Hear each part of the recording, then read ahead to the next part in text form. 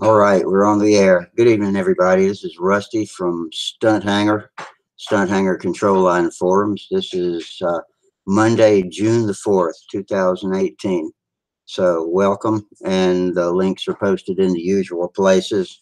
If you are a member of the Stunthangar Control Line Forums, they're in the streaming videos at the bench thread, and you can get the link to come in here live, or the link to the YouTube watch page is also there. If you subscribe to the Stunthangar YouTube site, then there is also a notification in your inbox that'll lead you to us. And so we'll be here for the next couple of hours. If you want to talk aeromodeling, I see we got 2 YouTube viewers already. Thanks for coming in. Post me a message and send me a sign. Let me know who you are if you want to. But if you want to hang out on YouTube in anonymity, then you can post your questions or comments over there in the chat box on the watch page, and I'll try to incorporate it into our video guests here. So far, we haven't got any video guests, but we're waiting. Hopefully, people will start dropping in. Usually takes a few minutes, but anybody that wants to talk about aeromodeling, we specialize in control line, but RC, speed, anybody, you know, Navy carrier, whatever you do, combat, everybody's welcome. Or if you play with boats, planes, trains, and automobiles, we don't care, as long as you like to play in your workshop and talk about it. Come in and hang out with us. We'll be here for about 2 or 3 hours. Just depends if the conversation goes on. We will, you know, run late. I usually run it till around 12 o'clock. If we get too boring, I'll turn it off early, but so far we don't have that problem too much. Got 5 YouTube viewers right now. So I'll post y'all an official hello down here. Hello, tubers. All right. I appreciate y'all coming in, and anybody in the YouTube chat box, if you are so inclined, can click the super chat $sign at the bottom of the box, and that helps us with our server fees and everything Sparky has to do to keep the show free and to keep the show running, and pay for all his server fees. So hopefully Sparky will be around in a few minutes. He usually helps me get the show kicked off while I'm waiting on people to drop in. But right now, it's just me, nothing between dead air but me and you. So come in and talk to me or say something. And the only other trouble with an absence of people is you can hear me slurp my coffee while I'm just all alone. But I got out in the shop a little bit, still playing with superfill, just filling cracks in the fuselage of the Cardinal, and I still, oh hey Gerald, all right, Gerald Wimmer just sent us a contribution. Thank you, Gerald, from New Zealand. We appreciate that. Hope you'll come in live with us tonight. And we missed you on Friday night, but yeah, we got a fresh week now. Hope everybody had a good weekend. And I don't know what contests were going on this weekend. But I know there was a fun fly. There was the spring small was going on this weekend, I believe, or I hope it wasn't last weekend and I just missed it. I'm not sure, but we got a report from Kim Stricker over on Cox Engine Forums with lots of pictures and stories about what went on out there. And that's way too far away for me to go, but I'll live vicariously through you if you'll send me some stories and pictures, and you know, screen share if you join us. But here comes Gerald. Hey Gerald, how are you this evening? Hi Rusty, good, thanks. And yourself? I'm pretty good. What's happening down south? Well, it's getting cold. Cold and very yeah, that's right. I always forget winter is encroaching on you down there. Yeah, we're in the midst of it now. We were hoping to fly on the weekend, but it was just too wet. and raining most of the time. So we had a chat session amongst different guys that normally go out and fly. We just had a natter together on speakerphone, basically, and different guys got together. But yeah, other than that, I've just been trying to repair models, and I went and visited a friend 100 miles south of us, and he sold me some models that he didn't want anymore for the boys and my wife to have a fly with. So that saves the building side of things a lot. It means I can concentrate more on building some of my own models. Yeah, that's great because you don't have to repair every time you take them out to fly. But they are probably causing less and less wreckage as they progress, I hope. I figure Otto probably especially is probably not putting it into the ground quite as much as he used to.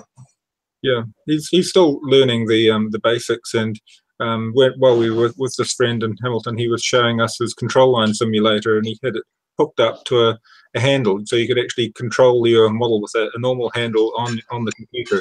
Yeah, you remember Mark McRiley that built a simulator that came in and visited with us. He comes in once in a while, and he took a RC box and made a control line simulator out of it with a handle and everything on it. No, I missed it, but yeah, I saw a friend Marcel's set up, and it worked quite well. The boys were quite happy with it. They thought it was quite neat, and my wife had a go of it, but the youngest son commented, it doesn't have the smell and the noise and the oil. Yeah, you don't get all dirty playing with it either. Yeah. Oh well. Yeah, and the reflexes, some of them, you know, are good, and some of them aren't quite right. I don't know. I'd like to try flying one just to see what it feels like. I don't know how it would be to do a wing over. That might be kind of hard to do with it. Yeah, some of them have difficulty overhead, and I've seen a few of them now, and it's hard to replicate the overhead maneuvers, especially things like an overhead 8 and all. It's hard to that sensation. Everything out to 45 degrees is probably pretty accurate and similar to the real experience. Yeah, yeah. You just missed that time outdoors. That's the part I like the most about flying my planes, is being outdoors. Yeah, and with everybody else too. But right now, outdoors is so wet and mushy. The last time we went out and we were flying some combat models, everything started getting pugged up really bad. It looked like a herd of cattle had walked through the field just with our flying. And you just realize there are times of year where you probably just best not to push it and just save your models for a better time. Yeah. As soon as you plant in those conditions, you've got a big cleanup job, not just the motor, but everything gets covered in mud. What is this normally a rainy season before? I mean, do y'all get dry weather after the beginning of winter and have some flying time, you know, during the midwinter? It never really dries out. It doesn't get cold enough that we get a heavy frost in Auckland anyway. It doesn't get cold enough. It's further south where they have much colder weather. I think they get a dry spell, and some of their driest months are actually in the winter, which I suppose would be similar to Northern America, where you probably have some of your driest months in the middle of winter. But yeah, here we really do. Yeah, we seem to have the wet. As soon as autumn comes, it's just wet, and it stays that way right through until early summer. Spring's very wet as well, and it's just hard because you can't really mow unless you get a week where it hasn't rained. Yeah, and this flying site gets really sodden, so that's why we started the second circle one, where I've got a more of a pronounced crown on the circle to help it drain. I've got a drain that I've dug right around the circle, literally apart from where you enter the circle. There's a drain almost all the way around it, and it helps. But any flat site's always going to be boggy. When we've got really heavy downpours, we've had a lot of flooding here in New Zealand, all over the news. So we've been lucky where we live. We haven't had flooding, but just soggy fields. But it's a good time to build, and my son Otto has been really keen building up. He built a little hot rod kit that he got for his birthday on the weekend, and then he started building another little a little biplane that he got given a kit for. A little it was only a little plywood style wooden kit, but yeah, he approaches it with some gusto now when he's got something that he can see an easy objective. He's quick. enthusiastic like most young people are. They once they get their mind set on it, adolescence really can be very productive. Yep. What about, I always shied away from the stick and tissue, like the Willow's kits. They always looked fascinating, but daunting to build, with so many little bits and pieces that can be shattered just by putting the covering on too tight or something like that. But have y'all ever built any of those type planes? I've built plenty in that area. I've built a lot of free flight models in the past, but I think my sons both like the idea of having a noisy motor on the front of it. You talk about having a rubber-powered model or an electric model, and they'd like the idea of having a noisy motor on the front. It's probably just a boy thing, you know, that age and stage. That's good. Good kids. I like that. Yeah, well, I suppose it provides a lot of excitement. I remember as a kid, the big part of it was starting up that motor, and it was a big thrill just to hear your motor start and run. As a young guy, the baby bees drew you in. You heard them running, and you'd come to see Model 5 just because you could hear it flying in the distance. And it seemed a common thing in all the parks. You'd hear resonating to the sound of baby bees or small motors on the weekend when I was young. But yeah, you're more likely to hear a weed trimmer now or a chainsaw now than anything like that now, in the suburbs especially. Yeah, had leaf blowers and weed eaters make more noise than the airplanes do now, but nobody complains about them. Yeah, that's a great shame. Yeah. Do you have people flying around where you are? I went out last weekend to a meeting at our club, the one called Congaree, and it was mostly an assemblage of remote control guys, and we didn't bring any control line planes, but we watched them fly their big styrofoam warbirds and a helicopter or two, and had a good time. It was good to get out with everybody anyway. It's been a long time since I've been wanting to one of the meetings out at the field, so I get the benefit of getting some good walking around time and visiting with everybody. So that was refreshing. Yeah, you know, I used to fly in a club. It was North Shore Model Aero Club, and we had a mixture of people flying helicopters, gliders, general radio controlled aircraft, and we had our own control line circle too. And often the radio guys would come over to look at what you were doing, and you'd go over and see what they were doing. And often in the evening, or if it was too windy, you'd get more people flock over to the control line side when things got too hard to fly radio. Yeah, we'll still suck it up and fly in a wind when most of them are scared to put the planes up. But they're fascinated to watch. I think they've forgotten. So many of them started when they were kids with control line. I think they've forgotten how much fun it is, and have no clue what a real stunt ship will do. So that's always a treat for them to watch. Yeah, those 5-foot pullouts and reverse wingovers are pretty spectacular. Yeah, and when they like to fly 2 mistakes high, and we fly 1,000th of a second from total destruction at any given time. That does add to the spectator appeal, because you can fly in a small space too, and you can fly in a show or a park or a school in a small playground area where a radio control model would be overflying hazards that it shouldn't be. Yeah, and we'd be able to put on shows at different places, and some of them are quite neat. I remember back flying for the Air Force Training Corps, we had to put on a show because the radio club booked to do the show said, "Oh, we can't fly in such a small envelope in such a small space that you've allotted us." And control line got the ups, and we got to go in and put on our display instead. But yeah, that was an odd one because it was a high profile event. But I put on a few shows for schools, and the kids will always appreciate the nice close to ground action. Yeah, out at the Joe Knoll, they always take something like ring rats, or you know, a small, I guess equivalent to a 25 sized plane with a good big wing area, so it's kind of a floaty plane, and the kids line up to fly all week long.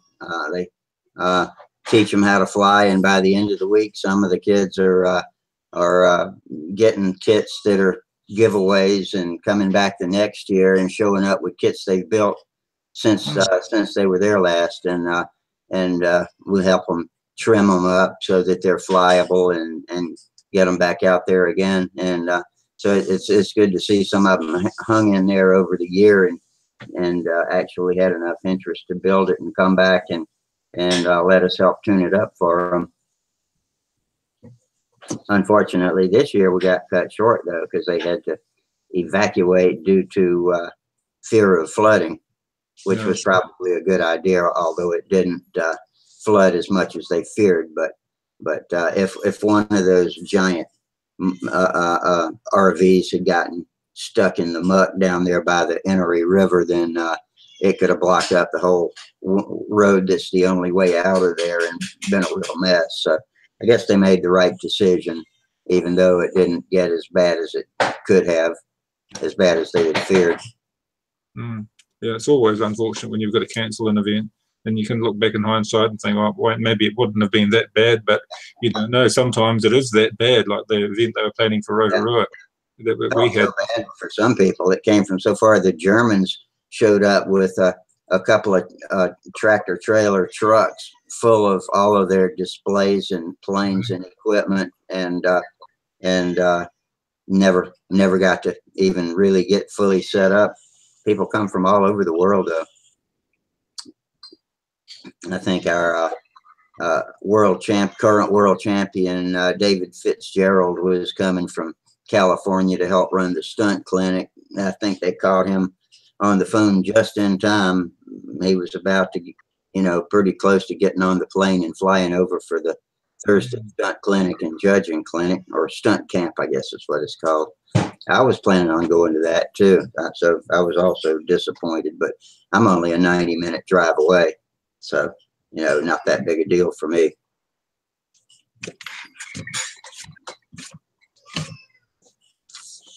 What everybody else is doing tonight. Hopefully they'll be showing up. We don't have anybody on YouTube yet either. Let's see. It says we got 3 viewers. They want to stay anonymous, I guess. Nobody's posted anything on the chat box yet. Nobody except for your contribution. Thanks for that. Okay. Same as going for a cup of coffee somewhere with friends. So I don't mind contributing, putting in a little bit anyway. Because I don't often get to leave the house. I'm normally at home doing work at home or doing the looking after the boys. So my wife gets to go out and have coffee with her mates and have a good chat, whereas Stunthangar does it for me anyway. Yeah. Yeah, I think Charles has a hard time dividing the family and his Stunthangar hangout time. Although it's only 2 nights for 2 hours a week, I think they seem to feel like it's a lot more than that. So he has to leave us occasionally. Yeah, well, that's understandable when you've got family. I'm lucky because the boys are at school right now. My wife's at work. And I have to sometimes leave in a hurry because I see their bus coming along. Yeah, they won't let them out if they don't see a parent or somebody out there waiting for them, right? That's the general idea. So if I'm seen, then there's no trouble. If the bus driver knows us well enough, they're good. But otherwise, yeah, everybody gets into trouble. So, yeah. But yeah, we're lucky it's in the afternoon. I'm free. But when my wife's home, yeah, if it was at 8 o'clock in the evening or 9 o'clock, I'm sure I'd be under the thumb a bit more, trying to do family time. But yeah, I missed out on the Saturday show. I think you managed to get Jorge online. I saw part of the show. It took us a few tries right there with me and Sparky and Jorge on at the same time to get it coordinated, but I think between typos in the emails that Sparky had sent to me and I had sent to Jorge was one problem, and then I'm not sure Jorge was keeping his emails after we sent them. So whatever, it finally worked out, and he was happy to get in here with us. Yeah, that was great. Yeah, I only saw part of the show in the reruns, but I missed the show on Saturday because we were driving down south then. But Now, yeah, Sparky's always told us he speaks Spanish, and I've always questioned whether or not he really does. But when Jorge came on, he actually carried on a conversation with him to some extent, and I was surprised he really does speak Spanish well enough to have a conversation. oh, a useful skill. Knowing a second language, they say, helps you in many ways other than just the obvious. Being Yeah, able to, it's I good for, studied Spanish for 2 years in high school, and I was getting pretty good at where I could read it, but I never could converse with it. And I used to practice it in my mind at night, laying in bed or something. I would try, going through a conversation and with myself, and I kept it alive for a while, but and once I got too busy to think about it anymore, it just completely vanished, and I do not remember enough to be useful either reading or talking now. yeah. I picked up a few words from Sesame Street when it was Tiny Tot, where they used to do Sesame Street and partly in Spanish. I remember that as a kid. But at school, we were taught French. That was the choice, or some got to learn German. But the school I went to later on went to do Latin for some reason, because they were a Christian school. As Catholic, they wanted to give people Latin for whatever reason, I don't know. But yeah, that was Well, Spanish is rooted in Latin. I suspect Portuguese is also rooted in Latin, and English seems to be a combination of all kinds of different languages. yeah. Some are not at all rooted in Latin, and some sound very much like they are. So my son studied Latin for, I think, 3 years in high school, and it was he had a difficult time with it. So I don't know if it's really that difficult or if he just had a hard time picking it up. He wasn't, if you weren't talking about math or science, he wasn't the most attentive student, but he did well in math and science. And so they let him get through pretty well at a private school. It was an Episcopal school, actually. Yeah, my brother did Latin. I didn't have to do it. Luckily, I just had to do French. The main thing I was interested in was technical drawing, so I could draw my model planes. Oh, I love mechanical drawing is what the name of the course was. Yeah, I took that for a year, and shop was the other class where we actually had hands-on for a year, and those were a couple of real favorites that I fondly remember from back in those days of junior high school, I guess. Yeah, well, the woodwork and metalwork part, the state schools got it, but not the private schools. Later on, they adopted it. Hi, Steve. Hey, Steve. Gerald. Hey, Welcome. Rusty. What's going on tonight? Oh, rusting. Oh, we took the plane there to Chicago yesterday, and it's all cleared. I haven't talked to Chris tonight, but I guess he's probably gonna put the motor back in it and the electronics.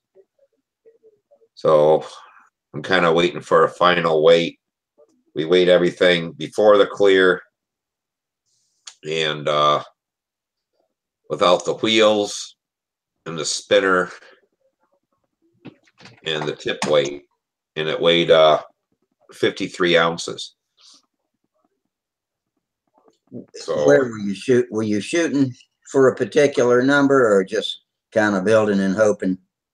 we wanted 58, but we figured it would come in with about 62. That's with the battery and everything, so Yeah, we can come in at that. We were hoping that would but we may get at 58 where we are actually shooting for.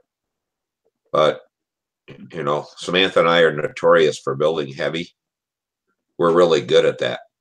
what does Samantha's preferred weight seem to be? Is she settled on a weight region that she's most comfortable flying? About 53 ounces is where she was, that's if real heavy winds. Yeah, But you know, she's flown them up to 70 ounces. So she can handle the heavy pullouts and that sort of. But we've never pulled, you know, that was at her kind of a 70-ounce airplane we flew that one time, was at her max. And if there was any kind of real wind, it would have been too much. Yeah. But last year at the Nats with that super high wind, she had a problem with a 50-ounce airplane. So she made it, but it was killing her. Yeah. So we'll see. I think 55 is about my max. 50 or 52 is pretty comfortable for me. In fact, I think a couple of years ago, my Cardinal was around 54, and that was fine for me. I'm not sure I could handle 54 today, though. But I still got to build my strength back up. But yeah.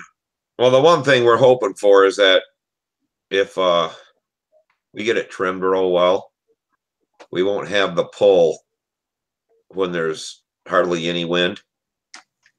You know, Yeah. so when the wind comes up, she can handle okay.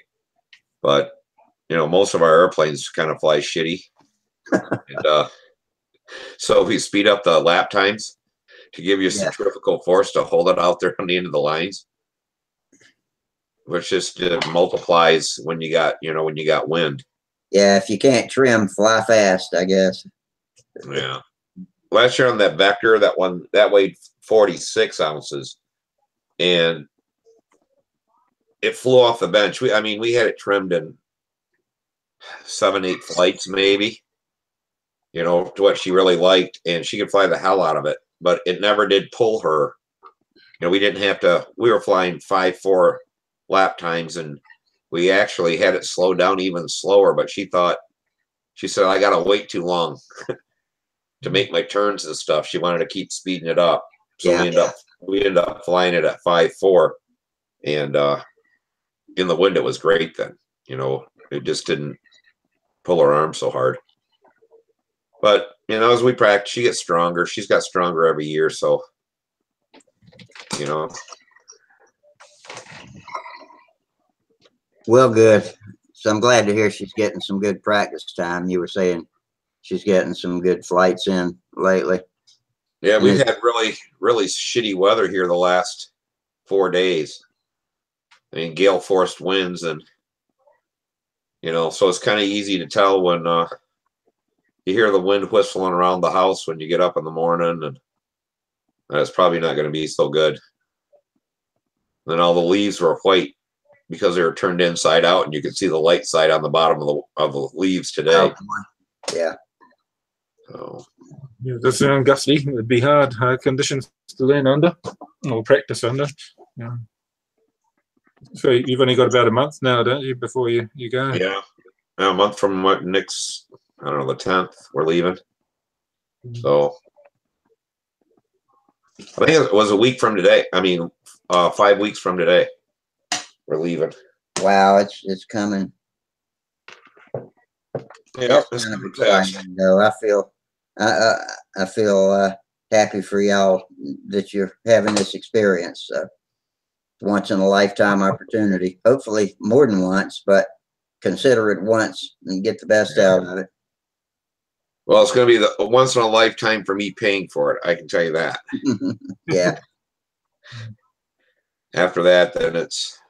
Now I wonder if the Europeans and Japanese and Chinese, I wonder if they get sponsors that help send them over to the contest. I'm not sure if they do or not. I know some of them wear snazzy outfits, uniforms. I was watching a video of a German guy flying the other day, and he was dressed in all white with manufacturer stickers all over his cool outfit. And oh, no kidding. He could have just made that up himself, but I wondered if that was part of a sponsorship deal.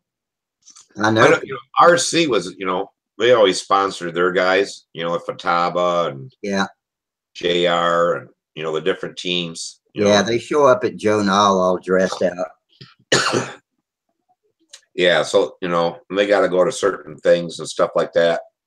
But I think what was Steve Busso was really the only control line guy that ever was sponsored. It was his Zap Jaguar or whatever. It said Zap all over it, but I think he's the only one that's really, you know, did stuff like that. But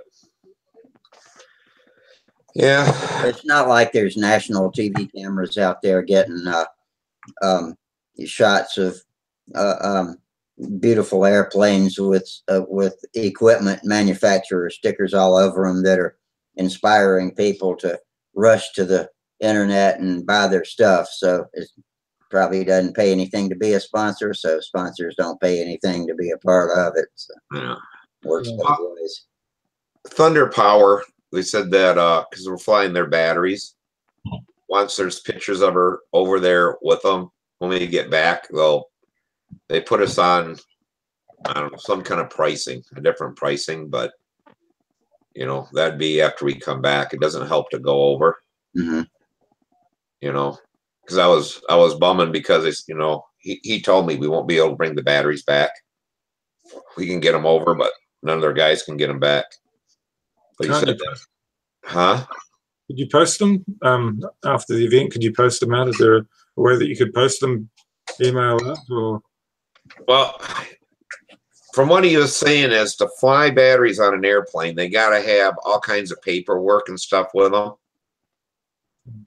and packaging and all this kind of stuff. So actually, LiPo batteries do fly. You know, we can't ship them here. We can't ship any batteries on an airplane. We can fly with them when we accompany them.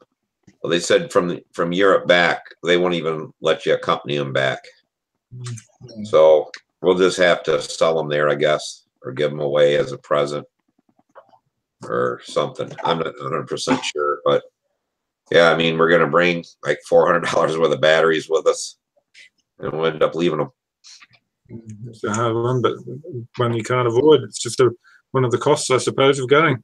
Yeah. But, yeah, I know the guys here that are going from New Zealand, Kevin Barnes and Daniel Munro, that are flying stunt at the World Champ. They'll probably get a little bit of sponsorship from the control line body here, the control line special interest group. They try and raise a few dollars through raffles and things, and so they can sponsor them. But most of it's just out of their pockets. So it's well, not at least here on the Ryan Rich's dad from Rich's group. God, my minds went. He got some sponsorship and stuff, and it paid for most. I think it paid for the jacket, for the World Championship jacket, and the shirt. And then we bought a couple hats and a couple T-shirts to go along with that. But at least he got people to sponsor to get the uniforms paid for. And I'm trying to find out.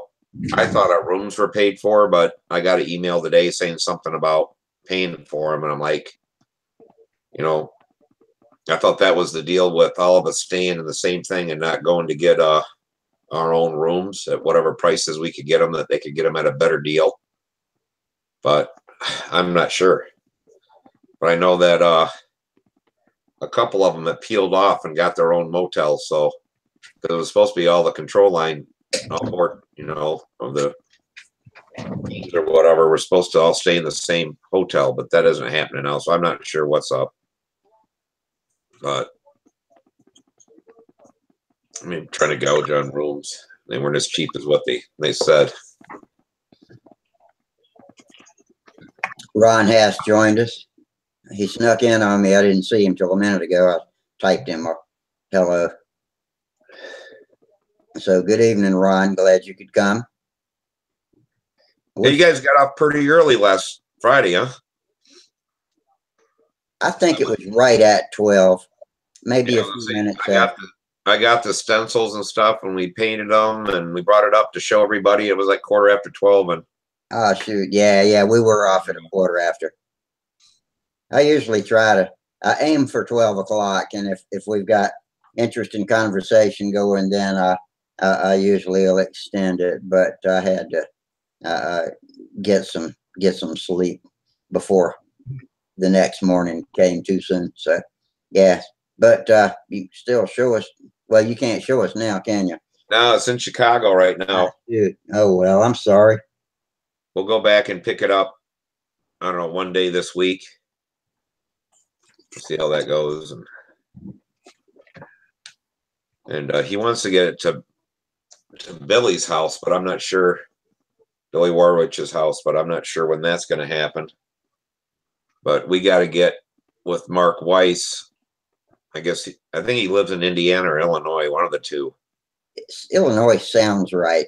Illinois. He said that he would spend a day with Samantha and judge your flights. Mm-hmm. And so he's our head judge and work with her on where he thinks that she can gain the most points in the pattern and stuff. So, what club is Mark in? I don't even know. We see him at the Nats every year, and Samantha always wanted to judge. So, she did, I think, 2 years or 3 years there as a backup judge. Yeah. Her scores didn't count, but they always had to go into Mark and they had to be looked at and stuff like that to see where she fell in the mix of judging. And then she did well enough that she judged, I think, beginner. And then she's judged intermediate and old time, I believe. Yeah. So she likes that better than flying, actually. Oh, really? Yeah. Well, I was surprised at how much I like judging, but I was also surprised. I don't know if I was really surprised, but I was taken with how much stamina it takes to stand out there and do that. Yeah. And I had the benefit of 80 degrees weather and overcast skies or partly sunny. And so that made it easy. Some of these guys have to stand out there in near 100 degrees or wind and rain or whatever. And that, that's tough. And hell, these guys are older and some of them are more feeble looking than I am, but they still get out there and do it. Yeah. Last year she wanted to do a assistant ED, but she wasn't, they didn't figure she was old enough. So, only wanted to be, she'll be 18 next year. So a lot of that stuff, she'll be an adult when all that stuff goes through. Like an apprentice ED? Well, they have the ED and then the assistant or I guess it's the assistant ED or what do they call them? Backup second guy. Whatever it is, I guess it's you get a good opportunity to learn. They couldn't get anybody. She wasn't going to do that, but then they figured they wanted her to fly and not to give up because she couldn't fly and be the ED. So, so John Paris did it, but then she was gonna. I don't know. She wanted to do it this year. She still wouldn't be 18, but they talked about it. But now we'll be in France. So is the ED the event director or the contest director? Yeah, event director. Yeah. Yeah, there's a CD and an ED, and a ED is the event director. And like if you've got old time and classic and profile going on, then each one of those has its own event director. But the CD is in charge of the whole show. The contest director's in charge of the whole show. Yeah, when Bob McDonald, he was the ED or whatever, and that year they put on the back of his shirt, it said, big letters ED. And I'm like, Bob, I said, well, they give you somebody else's shirt? And he goes, what do you mean? I said, it says Ed on the back of your shirt. Your name's Bob. Or erectile dysfunction, that could be. I don't know if I'd want to walk around with a jacket on that said ED on the back. Yeah, right on. I didn't even think about that. My mind didn't go there. I seen Ed. I don't usually wander into the gutter too much, but somehow I got there this time. That was a good one, though. It's all part of life, isn't it? Yeah.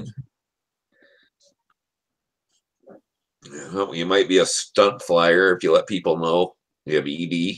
If you put it on the back of your shirt. But oh, but yeah, we got home at 1:45 last night.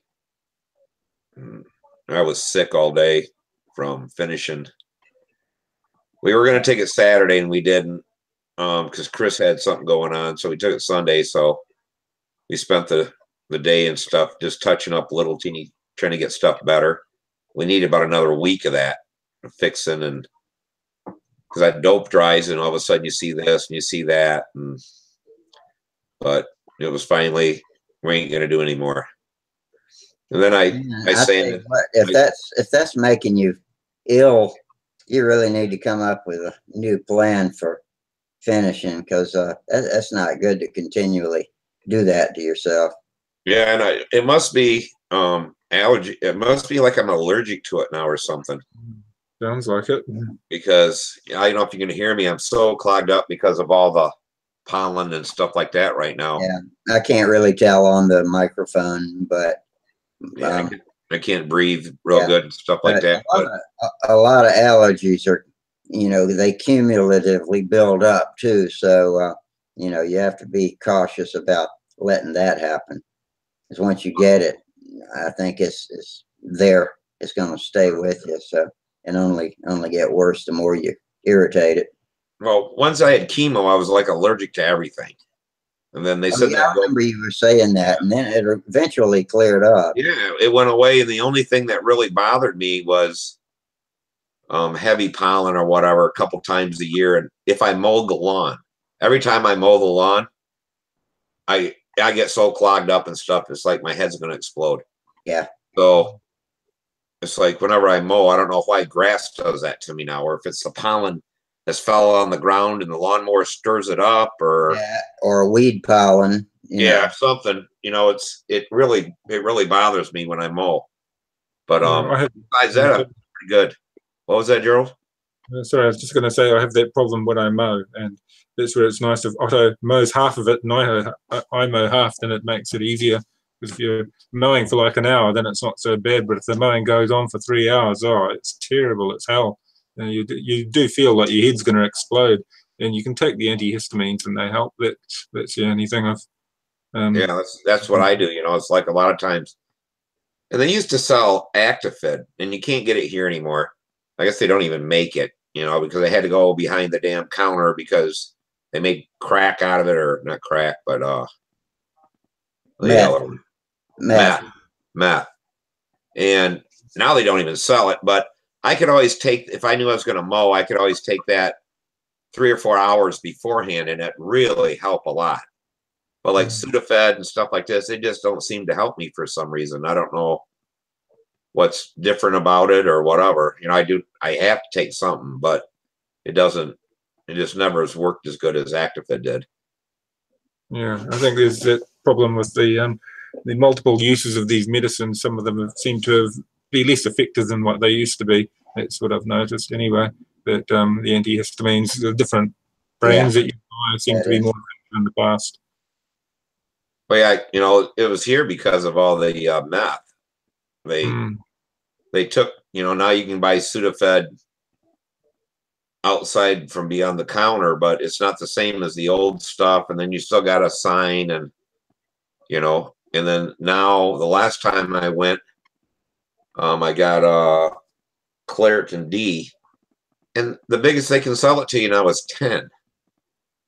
I mean, at least you can get a 30-day supply, and then they went to 15. Now it's 10. That's all they can sell you. Yeah. Oh, I guess they want to limit how much meth you can make in it for the week or something. I don't know. It's crazy. I know my parents are affected by that because they're both elderly and they both need a bucket of pills each to keep them going. But they have to get it in tiny little doses, little small amounts. So it obviously lowers the risk, and it makes probably them less of a risk as well in case they get broken into or something, people after their medication. Oh, I didn't think, I never thought about that, why they cut back on all that. Yeah, that could be too. I was like my brother, he got he broke a tooth.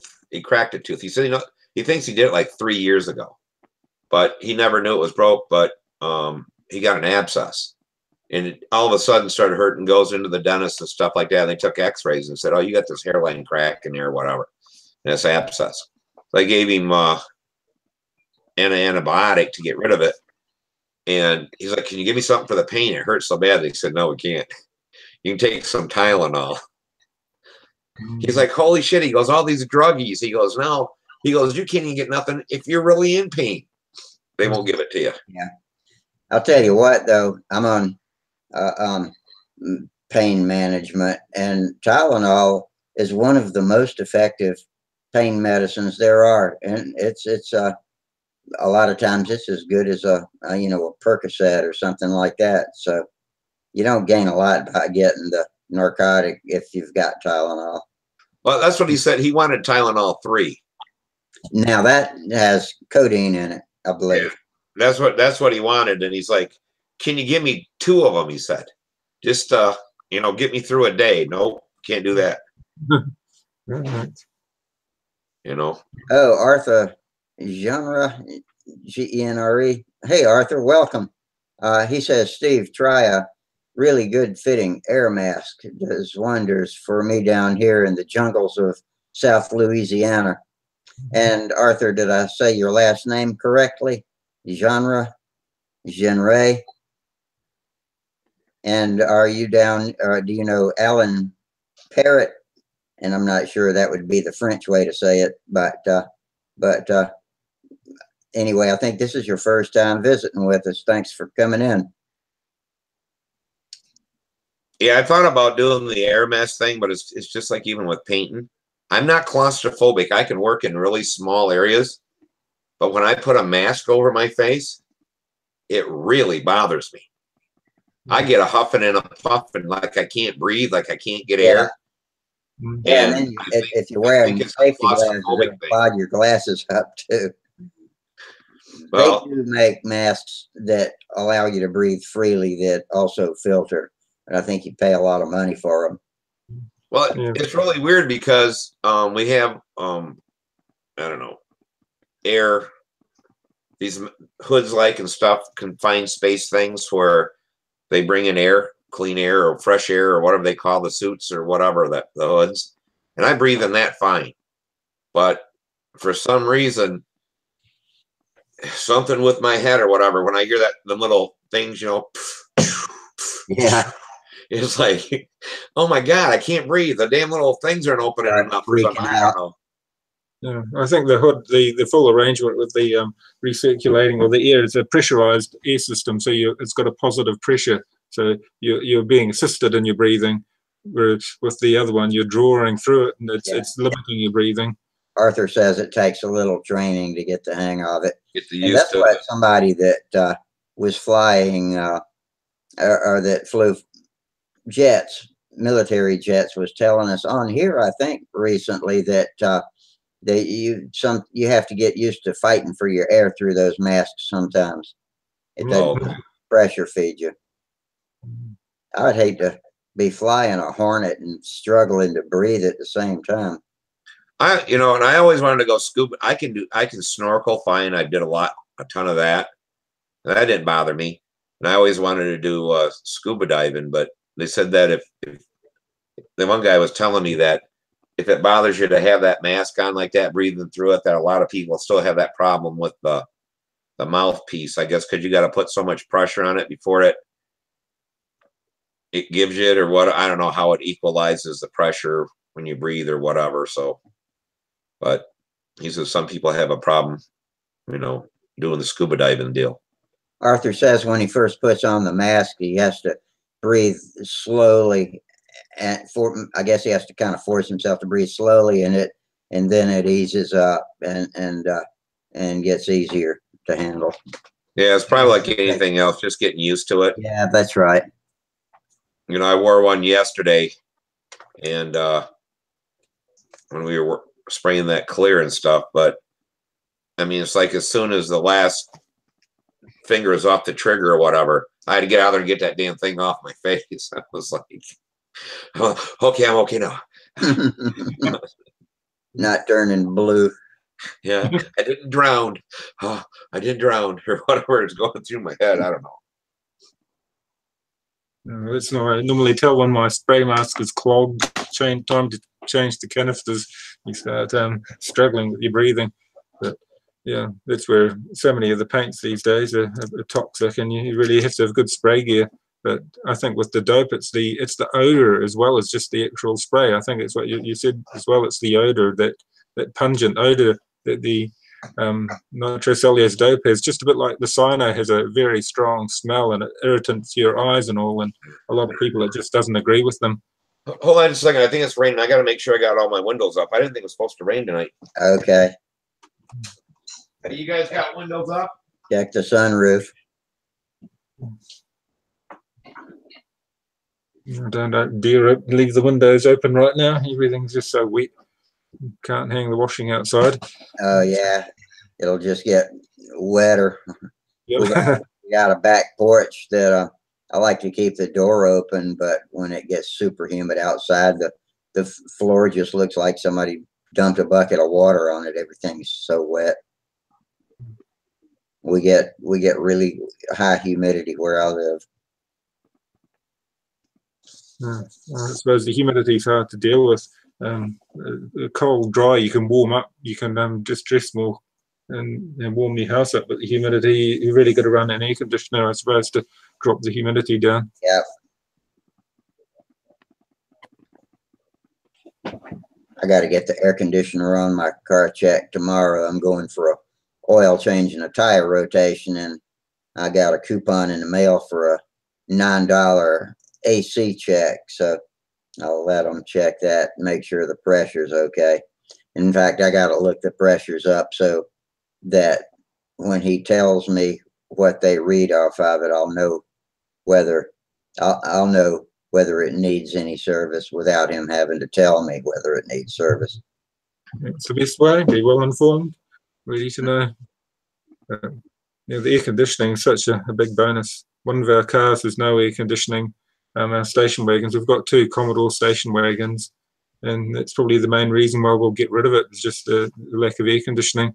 The other one with conditioning so much better, whether it's hot or cold or humid or raining, you just need the air conditioning just to demist. Old cars, it didn't matter so much. They sort of vented so much better. The quarter windows that you open up and the air would flow through them so much better. They didn't lift up as much. But newer cars. Remember, we used to, back in the 60s and even early 70s, we had wing windows, the little triangular windows you could swing around backwards and they would blow air in at you. Wow. Yeah, my old Pontiac's got them. They've got little wind out. We call them quarter windows, but yeah, wing mirrors, wing windows. They were brilliant. It was a nice car to drive. 68 Pontiac. The only trouble was that the type I remember having had a little push button and lever. You'd push the button, swing the lever down, and then you could, the window hinged open and closed, and the latch would get loosened. So you'd end up folding a matchbook up, back when we used matchbooks, and sticking it in there to keep the window tight when you shut it, so it wouldn't whistle when you went down the highway. Mm-hmm. Yeah. You might have skipped windows like that. My '69 Chevelle was the first car I ever had that did not have wing windows. That was when we lost those little wing windows or quarter windows. They were quite a nice comfort feature. On a trip, like you said, you could flip them all the way in, so they're blasting you with wind, and it did actually vent the car very well. It was quite pleasant. We were tougher back then too. Somehow we lived without air conditioning in the house, and it really didn't bother us that much. We had an attic fan that pulled a vacuum, and so you could open the windows and turn the attic fan on, and air would come rushing in the windows from the outside. Of course, people don't sleep with the windows open anymore for obvious reasons, and so you have to have air conditioning. But I really do think we were a little tougher back then about tolerating heat and humidity than we are now. Yeah. I suppose you go into a hospital and everything's very well air conditioned, and they expect the elderly need that sort of looking after in terms of controlling their temperature. And somebody living in an old-fashioned house without any proper heating or cooling would Air really conditioning in a hospital environment keeps the pathogens down, like mold and things that grow on doorknobs, and it keeps it from getting as rife with pathogens that can make you sick too. So they keep it unusually dry and cool. But when I was in the hospital back in December for a week when the hip broke, and when I got out of there, I had sinusitis for a couple of months afterwards. Just, it was so dry that it just irritated my sinuses to death. But I finally got over it when I got back home for a while. But it took a long time to clear up. Yeah, it can be very hard on people, just the hospital environment. My father had a big bout in hospital last year, and again this year. He's had a lot of time in there. But the only thing he does seem to do in hospital is lose weight. He can't snack when he wants to, and that helps him. Yeah. Yeah, you really don't always get enough calories in the hospital because they're trying to keep you on a healthy diet, but it's not as appetizing, so you don't eat as much. So although on paper it's healthier, you're really not intaking what you need to feed your energy levels. Yeah, and it's nice and warm, so they probably don't need to eat as much to keep themselves warm too. And they're not stimulated in the same way of just being able to do things. So yeah, they can have a more minimalist existence in there. You got everything all buttoned down there, Steve? Yeah, we got everything all done, but I just got some message about the rooms, and it's like, we gotta pay. Well, if I gotta pay, I'm gonna have to say, I'll look for a room for the price and stuff I want to pay and stuff like that. You're talking about France? Yeah. Yeah, that sounds tough. But yeah, because you're there for about a week, aren't you? It'd be quite a substantial amount. Oh yeah, yeah, almost 2 weeks. Mm. So it's a deal. They want us there at this time and all this kind of stuff. Well, I thought, the rooms are all going to be paid and all this kind of stuff. Well, that was like with lunches, and you could get dinner, and they wanted, I forget what it was, $15 a day or whatever for lunch or something like that. And I'm like, well, what are they going to have? What's your choices? They don't have that. You just say if you want it or not. And I'm like, no. They're like, no. I said, I ain't paying for something I don't know what it is. I mean, I like it, but that's just the way I am. I'll make something. I know they got stores there. If I have to, I'll get a damn cooler and make my own lunch and bring stuff or whatever. Might serve you snails and stuff. You never know what you might get. Who the hell knows? But I'm a picky eater, I guess, but I want to know what I'm eating. And there's a lot of stuff that I don't like. When I lived over there for 3 months, there's some cheeses and stuff they put on things. I do not like the taste of it. And I know that, some people love blue cheese and this kind of cheese and whatever. I don't care for it. But if you want to eat pounds of it, I don't care. But if I don't want to eat it, I don't want to, they'd give me crap for it. But, if I don't like something, I don't eat it. It's just the way I am. You don't look like you're starving. No, that's for sure. I probably don't eat right, but we only live once, though, and you can be very good, and it still doesn't ultimately decide what will happen to you in the end. But it's hard because they're obviously just trying to cater for everybody at the most simple level by just saying, yeah, here's a standard one-off price, and everybody just eats in a common mess and it's one meal. But it doesn't sound very appealing to me, just having to stomach whatever comes along. We got 11 viewers on YouTube. Welcome all of you guys for those of you that don't know, we keep mentioning France, and Steve's daughter is going to fly in the World Championships in France this coming July in just a few weeks here. So Steve's got a lot of preparation going on, getting the plane ready and arrangements made. So that's what we're talking about when we keep referring to France. So that's pretty exciting. Like I was saying a little while ago, a once in a lifetime opportunity. Yeah. Well, the young guy from New Zealand that's flying stunt, Daniel Munro, he's only been flying stunt for a few years. He's just taken the bull by the horns, and he's really done very well. He's used a lot of ready-built models there to help him along, and he's progressed very quickly. And he's off to France with probably our most experienced modeler currently, our best stunt flyer, Kevin Barnes. And it's quite nice to be able to fly with these guys and say, yeah, I've flown with them and compete with them. But I know I'm a mile off ever being able to do anything like that. Maybe Otto will get there one day, but it's not going to be me. Maybe so. How old were you when you first started? Oh, yeah. I've probably, like I've said in the past, I probably passed my best, because when I started flying, I was a teenager, in my early teens when I started flying, and I probably reached my peak of my best performances in my 20s or 30s. But maybe if I practice long and hard, and I might get back to something like what I was able to fly in the past, in the 80s. Yeah.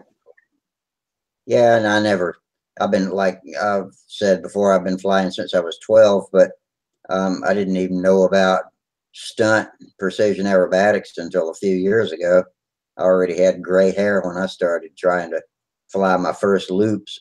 And so I guess, and I still don't try hard enough. I just go out to the field and have fun and hope I improve. And if I do, I'm happy about that. If I don't, try a little harder next time, but I never take it too seriously.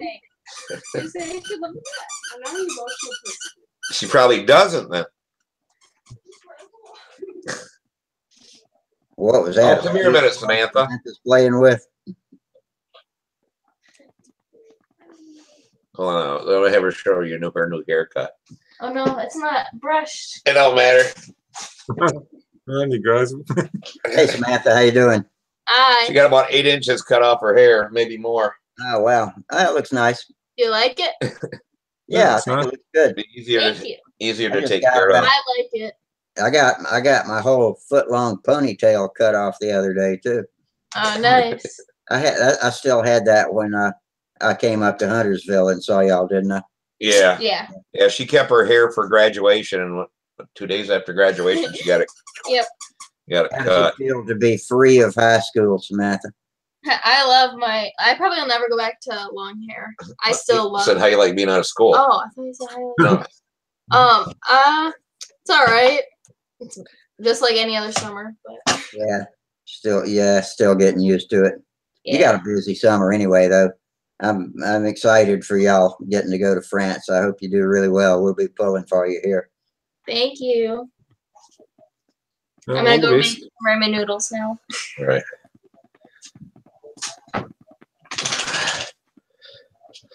Yeah. So.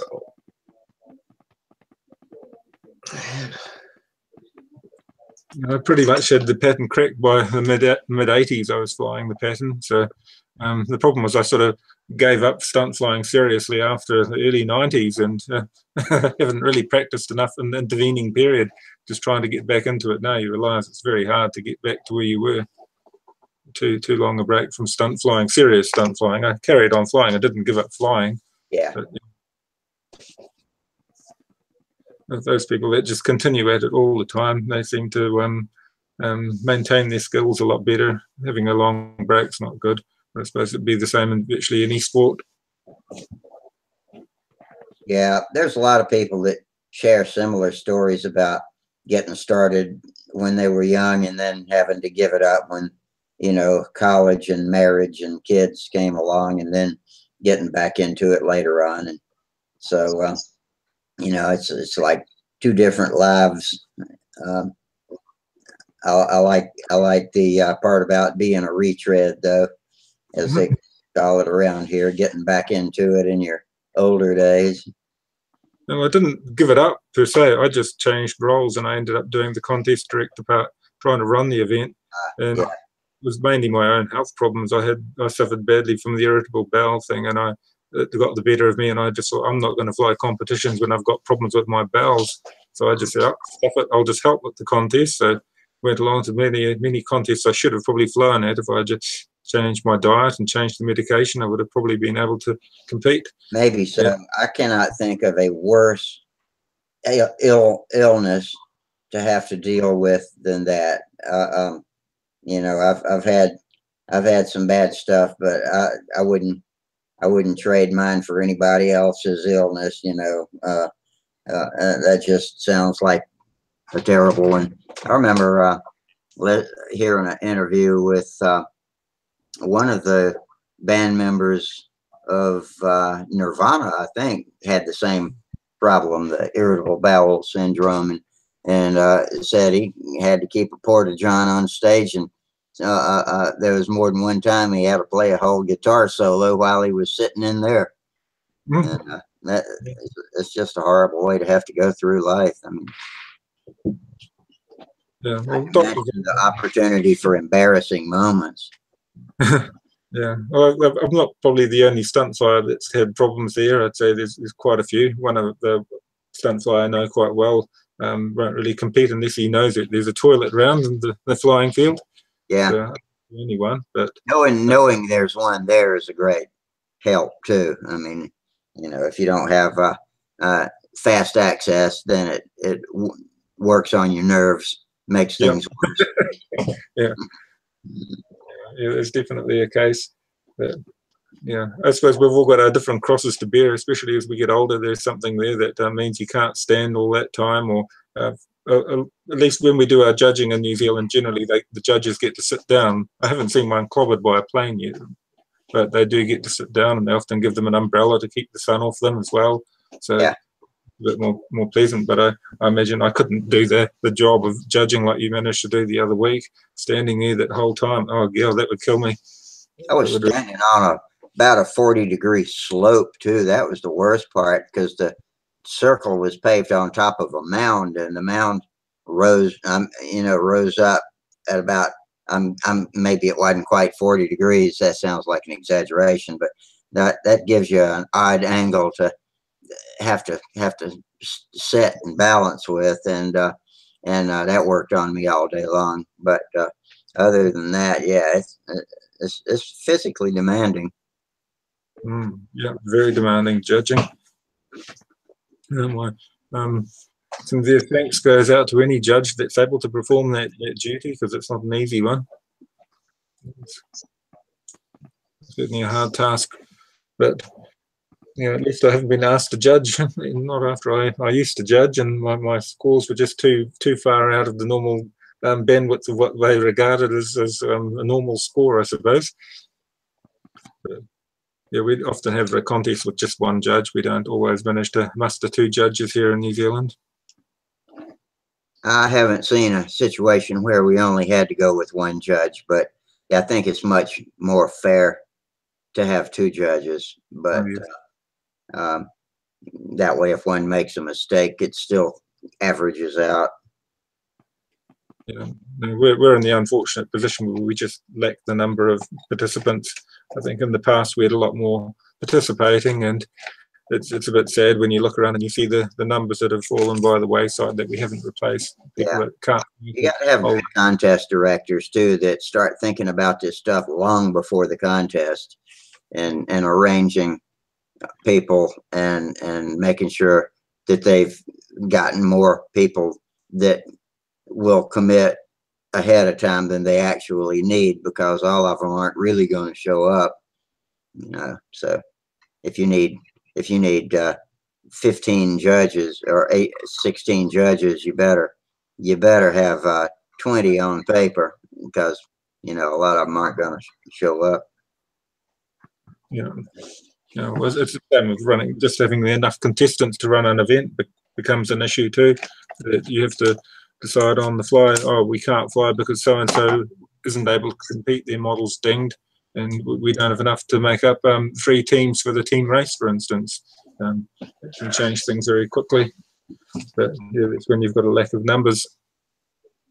But, yeah, it wasn't always like that. That's what one of my worst regrets is just the fact that I've seen so many people give it up, and if I'd managed to stop them giving up, that would have been great. Yeah, a lot of. I know of one contest I hadn't mentioned. It was the Middlesex modelers up in New Jersey had a contest, and our friend Al Ferraro entered his first speed contest and won it. They had to call it off due to high winds. They were having 15 mile an hour with severe gusts, as I read. But Al brought home first place, and I don't know if he had any competition or not, but it doesn't matter. Like I always say, nobody who didn't fly ever won a trophy. So congratulations, Al. And I wish you'd come back and visit us. It's been a few weeks.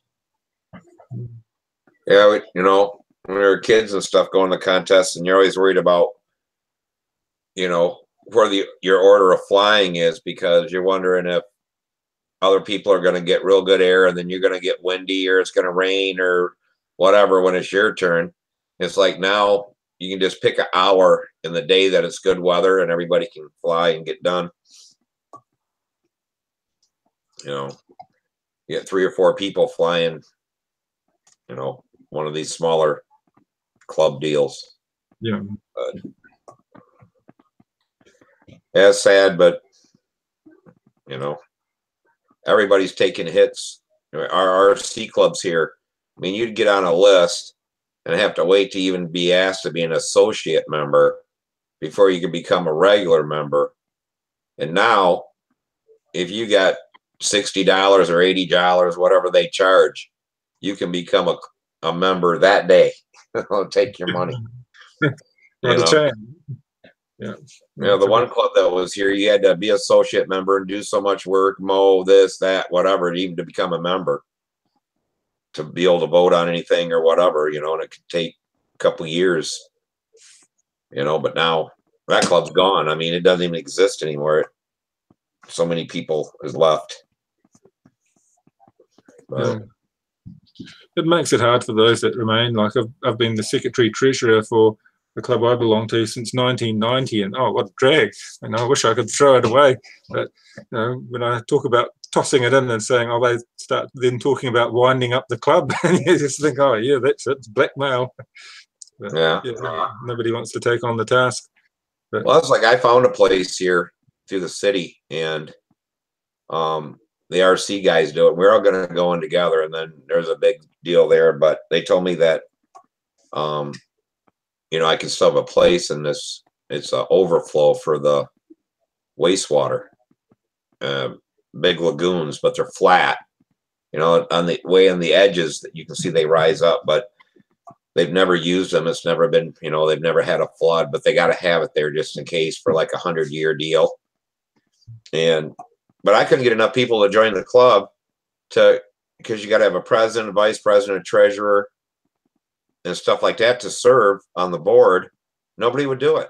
That guy's, well, I'll be a member. He wants to do any work or anything else, and it's like, we didn't get the club. We didn't get the, I said, I ain't doing all this, and I went out there and mowed and a couple times and got it down, let everybody see what it was like flying there. Beautiful spot, but nobody wanted to do anything. So it's like, okay, now we got basically 3 of us that take care of Pat's backyard, kicking money for, but we don't have a regular club. We don't have, it's not an AMA club. We all got AMA insurance and stuff, but we just fly at his house. He lets us go there anytime. Now we got a 4th guy that's flying, so. But yeah, otherwise, there's just not enough people to even do a club anymore, hardly. Yeah, we're just a non-profit body. We're not an incorporated. With the incorporated clubs, they've got to comply with different regulations, and one of them is they've got to have at least 15 members all the time, and we couldn't guarantee we'd always have 15 members, so we had to go as non-incorporated, and so we don't have all the protection as an incorporated society has. So we've got to be very careful that we don't take on anything that the individuals would have to be responsible for. So it does make it tricky when your numbers are low. Whereas a big club, you can spread out the duty so much better. And yes, and 6-7 years ago, I mean, the Kalamazoo Club was huge. So was the Flint Club. They still had a lot of people. They got paved circles and everything. And but now you can go there anytime you want. There's never nobody there. They still have a club, and it's off the airport and stuff like that. I don't know how they work the lease, or it's at the Kalamazoo Air Museum. It's right behind that, right up next to the fence of the runway and stuff. And I mean, it's a beautiful place, but it just less and less people. You know, one day somebody's going to like, wow, look at there's pavement out there in the middle of that field. Wonder what that's for. Mm, yeah.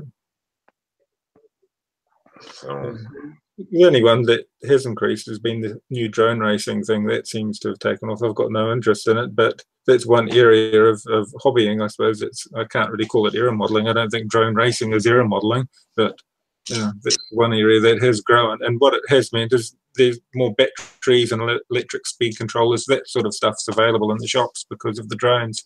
If we didn't have the drones out there, it would make it a bit harder. The hobby shops would probably have to close their doors because they wouldn't sell anything. But I don't know, I might be being a bit pessimistic there, but there are often some aspects of the hobby that are growing and others that are going by the side, are waning. But, well, that's, you know, like our hobby shops here, they'll order you stuff, but they carry nothing for airplanes anymore. It's cars and drones. And really, cars are big here. They're the biggest. You know, they like these hobby shops, and they got 60, 70 cars. That's what our one local private hobby shop is pretty much gone to, is nothing but cars. But we've got a honest to goodness, full-blown real hobby shop, aeromodeling, and just about everything else too. Halfway between here and Huntersville. It's called a hobby stop. And so I try to stop there, either coming or going from Huntersville, and pick up things I need once in a while. I can't always wait long enough. It's an hour drive from where I live, but we don't have one here in Columbia. We've got a Hobbytown USA that just closed their doors and moved about 10 miles farther away from where I live. It was already 10 miles away. So now it's twice as far. And we got that one here now. They came in a year or so ago, and I guess they're going to double the size of the hobby shop. But it's, you know, it's mostly all car stuff. They do have 15% airplane fuel if you want that, BP. They do carry Dubro stuff. They carry the glue and all that kind of. They carry balsa, plywood. Yeah, they still have that in a little spot, but no kits, airplane kits. Just such a couple little foamy electric, real small stuff, but not even much of them. And the other two hobby shops, one's like I said, mostly all cars now. They'll order stuff, and we got riders, which used to be huge, and they still carry all the. They carry a couple airplane motors and gas stuff, and you know, glue. They'll still get you SIG wood and stuff like that if you want contest grade wood from SIG. And but yeah, they used to have kits. Now everybody's selling stuff off. The whole hobby shop, the ceiling's filled with airplanes that are already done for sale. Yes. Yeah, for RC stuff. You know, the hobby shop was. If you like me, something happens to me, Samantha's going to sell off all my RC airplanes and shit. You know, motors, whatever. It's like she doesn't do it, and they'll be hanging in a hobby shop someplace someday, and probably for a long time, because it's, you know, it used to be someone hung a plane up in the hobby shop. There's so many people to be snatched up the same day. You had to be lucky to be there when somebody wanted to sell it. Yeah, well, that's how I've come across a a friend sold me a couple of models, and it's models that have either retired out of flying or given it up. And I bought a couple of models, quite nice models for the boys to use. And there's always a sad flip side to it, and that is, you know, somebody's given them up, somebody's had to put them away. But yeah, we do have a hobby shop that's within an hour's drive of us, and it's actually an RC car shop. He calls himself Speedy Models, but we went in there and said, "Oh, how about getting in some balsa wood?" And he got in a balsa wood stand, and he was true to his word. And whenever we go in there and buy balsa wood, he actually goes and looks through what we've bought and then restocks it. And he's quite good at that. He's bought in kits for us and other materials pieces for us. But he is an RC car shop. But knowing that we'll buy, he'll happily bring in things for us. And he's normally got a few propellers and things in there as well. And it's nice to know there is somebody prepared to do that. But yeah, the other main hobby shops are a lot further away. It's about an hour and a half to drive away, 2 hours, 2.5 hours maybe for one of them. But yeah. Well, I was like, you know, we even had one of our control line guys die here a few months ago, and his sister sold off all of his stuff. And I mean, not even all that sold to us that still fly.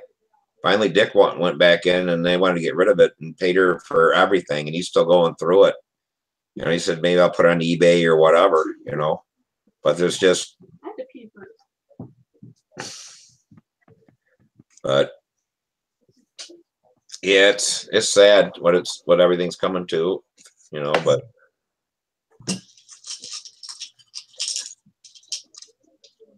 you know, I was always big on putting everything together. You know, the helicopters, get a big place like where I found there, have helicopters, have cars, have drones, have airplanes, make the runway long enough for jets and control line, you know. But no, everybody wants to do things separate. And then as it gets smaller and smaller and smaller, nobody then has enough people to keep a club open. Yeah, but if we'd have had like the last 3 helicopter guys, I still see them once in a while that fly out. You know, they've flown them for a long time, but that kind of went away. And now it's drone, like you said, drone racing. But at a perfect place to put in RC car deal. And if you get people someplace to come, and you can get $30 a year out of them, or 40 or 60 to be able to use a space, it then opens up that space for everybody to use. But you know, it's just 4 or 5 guys. You can't afford to pay for a field and everything like that. Yeah, competing against a whole lot of other interests. Auckland, where I live, is growing so quickly. We've seen so many flying fields just be developed out of their original use. They've just become land's become too valuable, or there's just too high intensity of houses, apartments, whatever, factories around, and we've lost so many of the easily accessible sites that gave us public profile. That's probably the hardest thing. You lose your public profile when you get pushed out into the boonies somewhere. You see if you fly, but you weird. There's a huge housing development being built right up against our Huntersville site, which used to be way out away from earshot of almost everybody, and so I'm not optimistic about our chances of staying there for a long time now. But you know, it's like we still have the wastewater place for RC, and we could probably put in control line there. They'd let us do it or whatever. But it's a 45-minute drive away, and that was always, you know, the long drive club. And the other ones, you know, were 20 minutes, 30 minutes. But now them are all housing developments. So if to get another one, now they're pushing 20 minutes out past that one. So it gets to be the same thing, that you're an hour away from where you can fly. You get home from work and stuff like that, you know, just to get ready and have dinner, whatever, and go fly. Then you got an hour drive there, an hour drive back. And I mean, it gets to be where you don't fly as much. And, you know, the one club I still belong to, they fly on Tuesday nights. They fly 1 night a week now is all. We try to get, and then we get like 4 guys. That'd be it. Sometimes there's just 2 of us. 3, you know, but it's just the way things are going. And, you know, I told Samantha, it's like I almost think about getting a drone and just flying it in my backyard just to fly something. Yeah. You know, Got a couple of new viewers, Bob Bishop and Minnesota Mike just joined us, along with Ron Ass, who's been here for a while. So welcome, guys. Thanks for dropping in. We've got 14 viewers on the YouTube side. I wish we could pick up a few more in here. No, I might have to drop out for a bit because I mentioned this bus is going to trundle along the road soon. Probably not for another 10 minutes or so, but if you see me diving out of the room and tripping over everything, then you'll know what happened. We'll know what's going on. yeah, I got to get to. I'm tired. I got to work tomorrow, and I'm just now starting to feel better from being so sick yesterday, and a long drive even longer because I was end up trying to have to hit every damn rest area and stuff like that. Hope I could make it. My stomach was just so upset that. But I'm doing better. At least I'm eating today again. But that was my problem. I ate before we left, and I just got really sick. A couple hours later, we left after I started feeling a little better. But yeah, at least I ain't going to be painting anything for a while. So hopefully that'll, you know. I'll just have to look into what are the water-based paints are available, because I have seen quite a few articles on alternative painting mediums and alternatives to dope, and water-based sealers and water-based varnishes. There may be something else there that'll help you. But you can experiment with the time on whatever and see how it goes. Yeah, well, I tried to use that water-based dope, and it actually works well. Sand's nice and stuff, but it warps the hell out of balsa wood. Oh, hey. You know, and I tried that polyacrylic and all that. It does the same thing. I've used that. Yeah, I had that problem with my Yak 9 when I silk spanned the fuselage with polyacrylic, and it warped one way. Then when I flipped it over and painted the other side, it straightened back out. So it turned out okay. But when I do use it, I usually, they say it won't cure over dope, but I had no problem with it because I'll put dope down first to seal the wood so it can't then warp it and span the grain and all that. It does shrink a lot. You gotta, you know, like you got to do both sides or whatever at the same time. But yeah, I just haven't found anything that really works that great. Once I come to top coat, it's fine. But where I first got feeling so bad was when we were getting the silk span down and stuff, just brushing on. You know, it just, I don't know. Got to me and Samantha both, and she's never had a problem either. So I don't know what it was this time. The humidity hanging in the air, because it was so humid, you know, that it doesn't clear out of the house good, even with a fan on to move the air out or whatever. Yeah. So I got a big whole house fan that I put in the window and then open the windows where we were working and sucking air through. And even when it was so hot, I was doing that, but just and shutting the air conditioning off downstairs, but just the pipes for the going to the upstairs, they start sweating. Then we had to move the benches and stuff like that, so it wasn't dripping water on us while we were working down there. But it's like the duct work and stuff like that to work in the basement, I guess, with the weather that we got. But yeah, at least it's done, and you know, it wouldn't have been so bad if we could have waited for better days. It's just when you're under pressure to get things done, and you can't wait for 3 days to, you know, open the windows or do it in the garage or whatever. So, but I should have made a paint booth for the garage. I know how to do it, and I just haven't did it. Well, it's a big ask. There's a lot to do, a lot to prepare. So Yeah, you're mainly there now, so yeah, it's behind you now at least.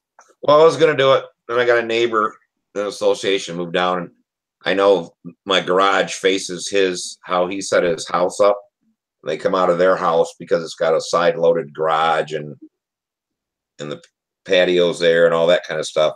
He'd see this big old piece of ductwork come out of the side of the garage or whatever for the spray booth and everything. And I'm like, yeah, you probably ain't gonna want to look at that. You know, so it's just a deal. I didn't do it. I'm trying to think how to do it to make it look decent in there. I don't have a big old stack running out of the top of the roof or anything like that. But yeah. Well, it was one of the reasons why I moved to the country, because I like working on my old cars, and I get in trouble for welding and spraying and hammering and doing all these things in a suburban location. And I just thought, if I don't want the grief, I'm going to have to be well clear of everybody so I can spray and weld to my heart's content without annoying anybody. So that's why we live where we live, in the boondocks. But when I spray, if I'm going to do a lot of spraying, I'll try and do it outside, even if I've got to put a cover up and string it between the carport roof and house. That way I can generally alleviate most of the effects of the spraying. But yeah, it's just one of those things. You just have to do it. There's no easy way around it. But at least you can look back at it when the model's finished and think, yep, I did the hard roads on that one. I've sprayed it. It's done. Move on to the next thing. But I can understand why so many people just go for a solar film finish, iron-on finish, using alternative materials where they can. But it's not a contest-winning model, but it's still something practical that they can buy.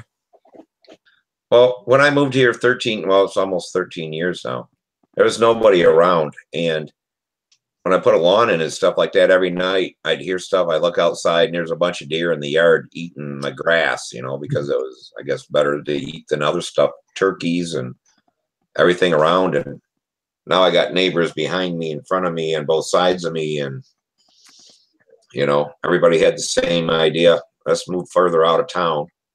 Yeah. You know, and I just don't want to go any further.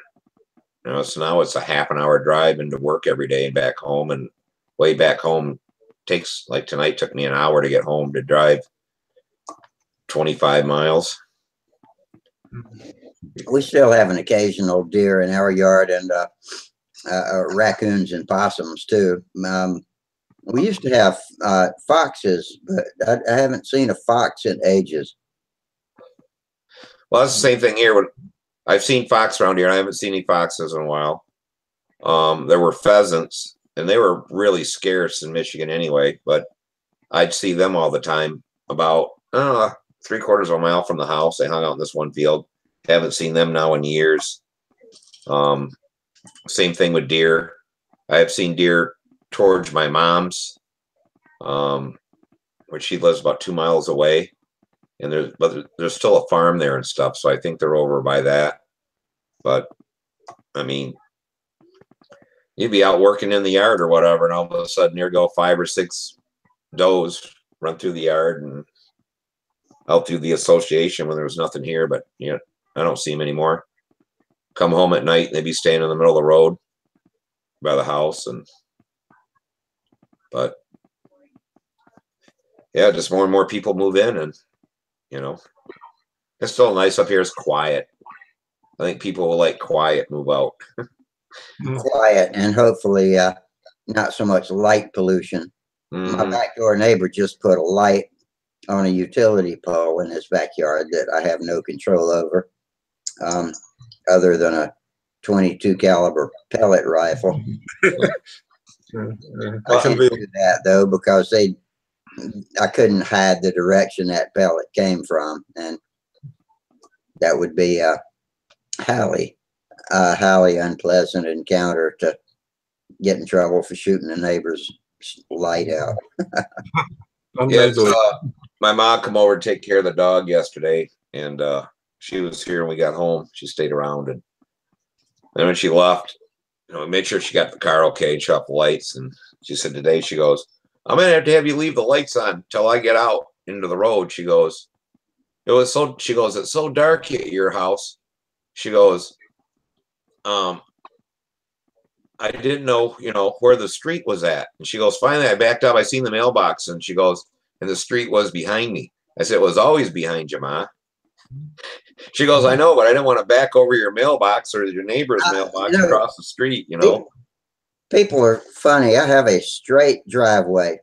You turn and pull in my driveway, and you can drive straight all the way to the back where we park the cars. Well, people get in the cars and back out, and they're doing this. And like, you got such a hard driveway to back out of. They've run over the mailbox, knocked the trash cans over. I said, why are you even turning the wheel? Did you turn it while you were on your way in? And there's no need to turn the wheel when you're on the way out. Well, people don't know how to set their side view mirrors either.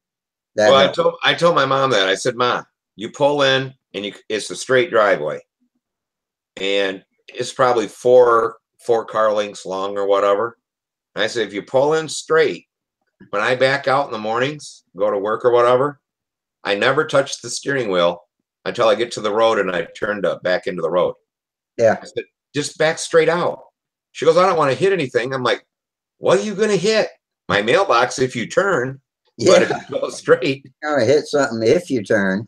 Yeah. You're not going to hit nothing.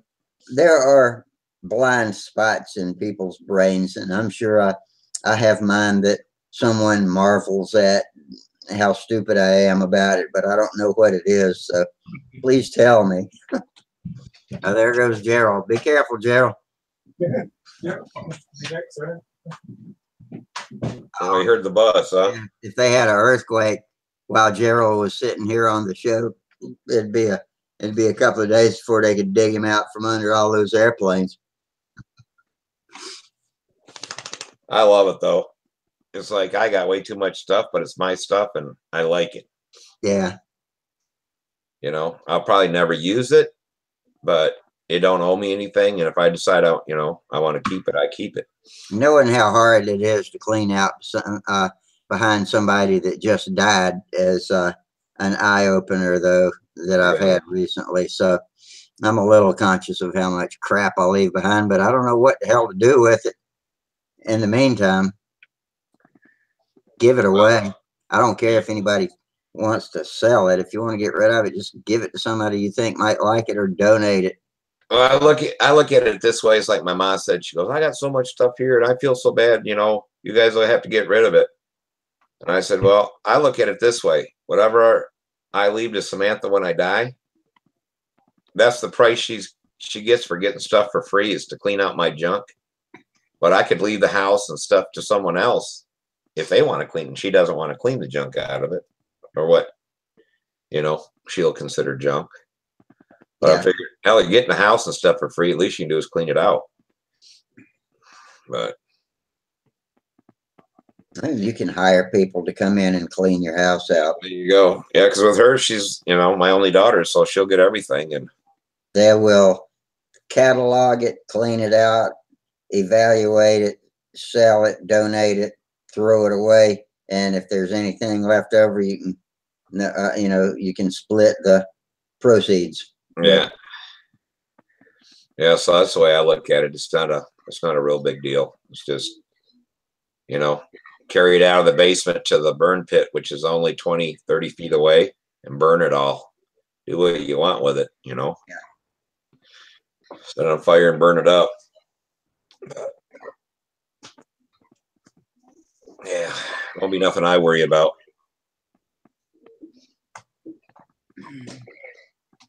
I think we got a slow show tonight. We got 10 people on YouTube, but I had to throw out a spammer a while back. Oh, did you? Mm-hmm. Well, one thing about it is, even though they're on YouTube watching whatever, they're still tracking them. They know what they're doing. That's why I figured, hell, they watch what I go to and all that. They can watch what I say. Yeah. They can't come into the show with us unless they got a Stunthangar membership, and Sparky doesn't approve. Hey, how's it going? Hi. Hi, how you doing? Good. You know something? What's this? Stunthanger.com. One of the, let me click on it so I can read. Oh, it is. Yeah, that was one of those shirts that Sparky's like so much. Yeah. One of the secrets of control line flying is a firm stance. Yeah. So you wore it to school today, huh? No, No.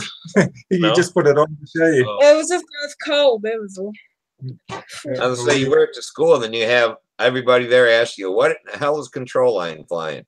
Yeah. Well, if I did that, would get a bit annoying.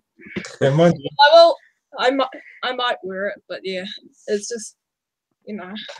Well, we've been doing we haven't been able to do much flying because it's just a bit wet and everything. last weekend we couldn't fly, but you've been assembling a model, haven't you?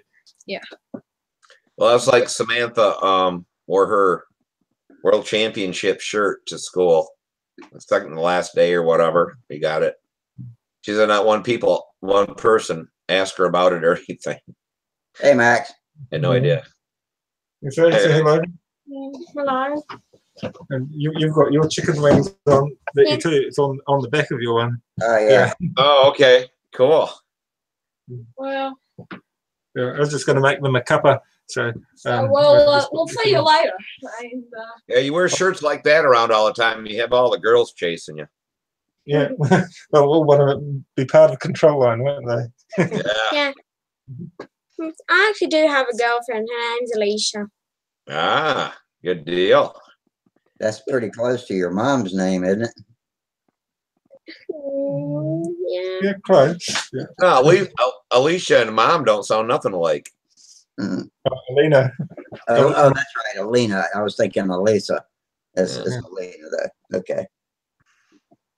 Yeah. And if you told your friends at school about control line flying, Max? Well, no, because they might think, who is he? He's a bit weird. But, you know. well, I've told them the main remark to you to what? Huh? Yeah, well, you did take some Yeah. models along though Just- for Egg Day. You have done that Yeah, We've twice done now. that. We've done that Yeah. twice, and it's just annoying because everybody's like, "What's that? Huh? Yeah. Oh, And each time, does it fly? Stuff like that. It's just Yeah, it's just and- like dumb questions. yeah. And really, I'm like, seriously? I know what this is and you don't. What the heck? Yeah. Well, in the old Yeah. days, it was You had to do like Samantha would You got a model. YouTube on a tablet or whatever, and she took it in and she'd show people at school what she actually did because they had no idea. You know, so I actually want to give up on my on a tablet or phone because really, what you're doing is go. You'll have a job convincing other people to give up their electronic Yeah. devices and take up And control guess line, what? eh? Otto's got some friends that like I'll go and do stuff that it's You hard know. to it's just that have to It's do just with them. Vietnam. And the other like, time, it's just they half of them are just in the computers and stuff, and it's hard to actually get them in to get them to do anything. They're like, well, what are you talking about? yeah, and they're just talking about their latest Xboxes and stuff. And really, it doesn't matter to me if it's a Y box, an N box, a XYZ box, or whatever thing. I actually, you know what changed my mind about wanting to do control line? Dad said, if you don't make an effort to do control line, I'll enroll you in the rugby. So I went, all right, I'll do it. He blackmailed you. It Not worked. exactly that mad, but I thought it was a good deal. Yeah. So anyway, what I'm gonna do? Yeah. You got to stay busy. I mean, I tell Samantha all the time, you see people with drinking problems and all that kind of stuff, they have no hobbies. That is their hobby. And they've just never done anything in their life to stay busy and push their mind. Yeah, and all the stuff you do that's fun you can't do with a muddled mind either. So Right. You know, it's like you got to keep your mind thinking and trying new things and working on stuff and, you know. Oh, otherwise- I'm sorry, but I'm gonna have to see you later, okay? All right. Take it easy. Bye. Bye. But yeah, you'll have a lot of fun doing it. You know something? I actually want to check away my tablet, but Mom keeps on saying, no, keep it. You know, you might want to play on it sometime soon. But no, I actually want to. If I get the chance, I'd love to have 1 or 2 go at the control line. And actually, when I first started, I'm like, no, I don't want to do control line. But then when I actually start flying, it's actually very fun. Yeah, it's a lot more than it looks like to think about and do. A lot of things you have to know. Yeah. In your whole life, you'll get out of life what you put into it, and things that are really easy and like a tablet and playing video games, you ain't working at it. It gets boring and stuff that you really put time in. You'll appreciate more in life.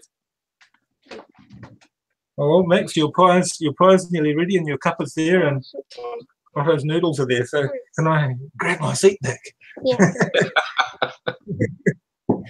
Say goodbye. Bye-bye. It's been a very nice time.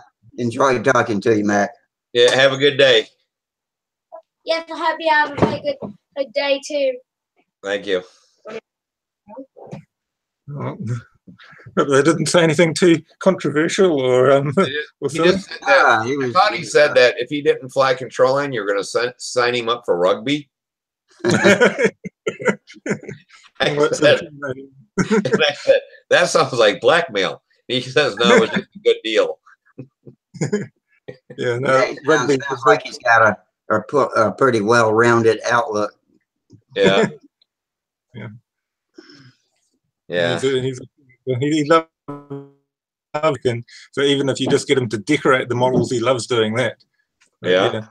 Whereas Otto's a little bit older, he's 2 years older, basically, so he enjoys the building part of it as well as the decorating part. But yeah. I love to build. I hate to finish. I mean, I hate to finish. I got so many airplanes downstairs that are all built and they're ready for silk spand or silk or all this kind of stuff. And I just can't bring myself to touch them. And I got one in primer right now. It just needs to be painted. It's like, now I got the excuse dope is making me sick, so I don't have to touch it for a while. I can't move on to another one until I'm finished with one. So that solves that problem because I hate finishing too. You know, and I'm so meticulous when I start finishing. I want it to be perfect. As much as I dislike having to do it, I'm still a perfectionist when it comes to it. And so, you know, I guess that's a kind of a contradiction, but it works out pretty good. I have good looking planes, but not many of them. And so, well, that was like, well, with me anyway, when it comes to anything really, I don't like doing it twice. And we got everything built. We had all the color on that take apart rudder part that come off. Have it all done, put the airplane together, and the two colors were different where they touched way off. So I had to sand, you know. I told Samantha, I'll sand it off. It was my idea to do them separate and all this kind of stuff. So I sanded everything off. She got back in white. But the whole day I was so mad because I had to do that again. So we retaped, and then she sprayed white, and then we retaped again and put the color back on. And I don't know. I just get so upset when. Yeah, I remember you showing us that the other day. Yeah, I mean, I just get upset with, you know, when I do stuff like that. But I don't know. That's why I don't like finishing. There's always little things. You got to touch up, touch up, touch up. It's like, Yeah, I tend to rush and I make a mistake, and then you end up having to redo as well. But I'm not too fussy, so if I'm not too fussy, everything's generally passes muster, and I'm just happy to go out and fly it. But it's nice to see other people's work and just see how other people approach problems and how they get on with it and solve their different issues. That's where it's nice comparing models. When we have our club meetings and you bring along a model and you show off what you've been doing, it's quite a highlight really for the modeling events. It's just that show and tell thing, taking along your models and being able to compare notes and just see how you got past different issues and talk about the latest products you've tested or what's available in the shops. And it's something we have once every 2 months. We have a club meeting. It's a good time to share your frustrations as well as your triumphs and the different issues. Well, that was like with this model here, you know, we get a monocoat of the wings, stuff like that. And it's like we're talking with Samantha. I said, the RC club or whatever, if you take an airplane that's monocoat, you bring it in there and they're like, wow, that looks really good. You know, that's really nice. I like that, you know, the color scheme or whatever. Now you bring one in that you paint and dope and all that kind of stuff. Wow, that's cool. Oh, you got a spot here and you got a spot there and you got a spot here. I'm like, oh my God, it's so much better than the monocoat one that was great. But I guess when people see stuff painted that, you know, they're more picky or something. I don't know, but the gloss doesn't come automatically out of the gun. It isn't uniform like a plastic covering. I think they get used to looking at that plastic covering, the stick-on graphics, all of that. So routine now that once you start doing something a little bit different, then people start to question. It's like one guy who built this beautiful stunter, and he did the color scheme and the pattern of the Super Tiger logo with the tiger on it, and he had the whole thing with the mottled tiger finish on his model, and he did a brilliant job of it. And he called it Old Tiger or something, but it was amazing to look at. But he was an artisan, he enjoyed doing it, but nobody else appreciated it, and they were all sort of criticizing his non-conventional finish. But it was a work of his own love and passion, and a real work of dedication. He had made the tiger finish on his model, but it wasn't the norm. It wasn't the convention. It didn't follow the standard graphics and colors. Oh, that's awful. Yeah, it happens though. I suppose it's when you choose an odd scale subject too, you often come into criticism. Oh, why did you choose that? But yeah, I've finally gotten over a bad habit that I had, which is when I'm showing somebody something I built and finished, I point out all the mistakes I made on it, you know, and nobody would ever notice if I hadn't pointed them out. I guess they're usually that small, but so I try not to do that anymore. And I get a lot better compliments when I don't show them everything that's wrong when they're first looking at it. well, it's like this last RC airplane I did. I silked and doped the whole thing, and it come out nice. And you know, there could have been a few other, you know, there's little things wrong with it, but the reason I did it was they last so much longer. They don't get oil soaked and stuff. And I already knew I liked that airplane and how it flew and stuff like that, so I did it in silk and dope, and you know, it'll last until it tightens up so tight it rips the silk, I guess. But Is that what eventually happens to all of them? The butyrate just shrinks and they just finally shrink up. I was thinking about that one to get some of that rejuvenator from Brodak. They said it really works because this one's been built now for about 5 years. So I should probably hit it if that stuff. I'm not sure exactly. When I get to Brodak, I'm going to look at it. And I don't know if you have to stick it into clear and then re-clear it again, or if you just spray the rejuvenator on it, or how it works. But I expect you probably want to thin it, because that thinner will melt the underlying colors that are already on there. Yeah. And make it bond together. That's just my guess. I don't know for sure. So I've been thinking about doing that just because it's still nice, and I don't have. One little place has hanger rash I could fix pretty easy, but I've been pretty careful with the airplane and stuff like that, and it still looks good. But I got one from, oh shit, in the 80s sometime, and it is so bad that you can't even touch the silk on it, and that silk will rip. Have you ever done what Minnesota Mike just reminded us, something Sparky's talked about too, is that if you add a little bit of castor oil, pure castor oil to your dope before you spray it, it kind of plasticizes it and makes it more flexible so it doesn't shrink and rip. I don't know if it's if what's in it, but I still got a big bottle of Dave Brown used to make, and you stuck it in your dope, and it was a plasticizer. And I think it's 1 ounce for every 8 ounces of dope. Yeah, I've got something there as well, but I haven't. To be honest, I always seem to forget about it when I'm making up the paint. I just don't remember to do it. Same But with the now, cast. with Samantha's airplane, that went on all the clear, because that was in the clear when we put on the silk span, stuff like that. But I didn't put it in the paint. You know, I don't know what it would do with that. I didn't want to mess with that, because I heard that paint has plasticizers in it. And then we used the 2-part automotive clear to clear it. So, you know, hers may last a long time, but I'm not 100% sure about, you know. But I put the plasticizer in for stuff that went underneath it. But it came out nice. I didn't have any. I only had one place when I pulled tape that it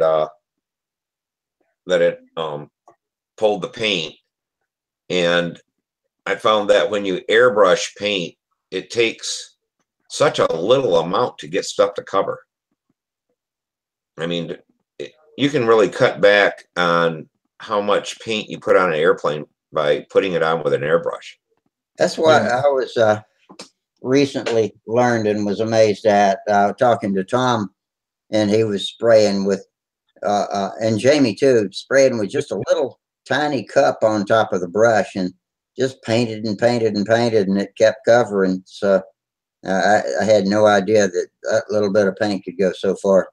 Well, I don't know how much a little airbrush paint cup will hold, a little glass one. I'm thinking maybe an ounce, 3/4 of an ounce. Yeah. We painted all the black on that whole airplane with 1/3 of that amount I put in there. Wow. I was like, oh my God. So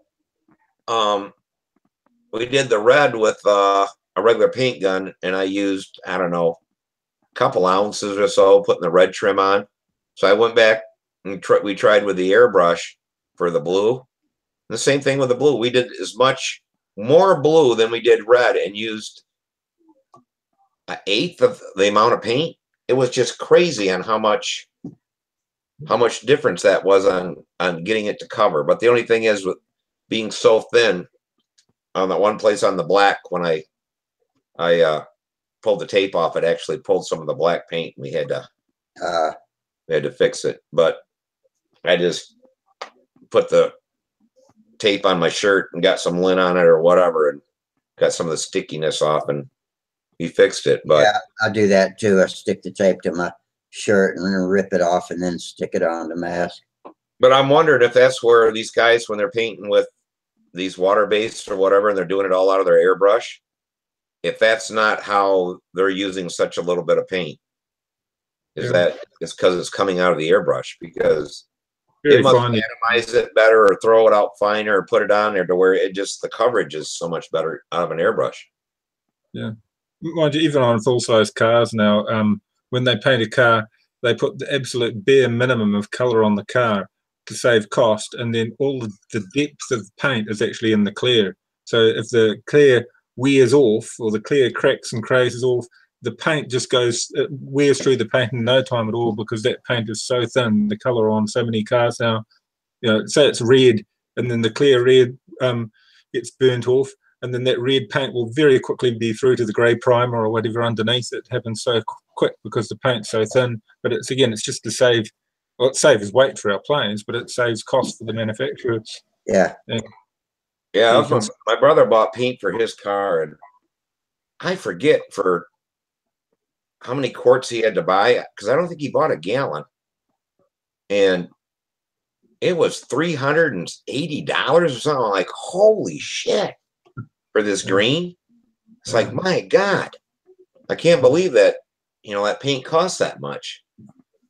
But it's supposed to go a lot further than it did in the day and stuff like that. But yeah, well, you can paint a car with a quart of paint if you know how. You can really stretch it thin and then just put on the clear to add the depth later. And I've done paint jobs on bikes and things, and often you just need the clear. The clear is gonna hide all the metal flake and all the special coatings that you're applying, and so all the work is really in and getting it the right look. But then it's the clear that gives it that depth, that gives it that plasticky look. It's all in the clear, and so you might only buy small quantities of paint, very small quantities, and you just stretch it out very thinly. Yeah. If I use one which is a color changing metal flake, it would look really nice on a plane, on a Kawasaki that I painted up a Prismatic. And the metal flakes change color depending on the angle at which you hold it to the light, and it would look really great on a plane. But you'd have put a lot of clear on to hide the metal flake, otherwise you'd have a grainy finish. So Yeah. But it would look stunning on a model as well. Yeah. Well, guys, I think I'm gonna hit it. I got to get some sleep. And Okay, Steve. That was kind of a slow Monday night, but thanks for coming in and helping us out. not a problem. Viewers on the tube still. Yeah. Oh, tell Max too to put more time into airplanes than he does girlfriends, and be a lot happier. Tell him that one. Yep. So, all right, guys. I'll see you a little later. All right. See you later, Steve. Good night. Yeah. Bye. Good night. Oh, Well, it's just me and you and our 11 YouTube viewers, Gerald. So why don't we call it a night? I'm tired, and we'll have a adventurous week. Come back and tell everybody about it. Hopefully, we'll get a good crowd in here on Fridays. And so have a great week, you YouTubers. Thanks for coming. We appreciate that. And we'll see you back here Friday, same bat time, same bat channel. And until then, fair winds, tight lines, and see you later. Take it easy. Goodbye. thanks, Rusty. Good night. You're welcome. Good night.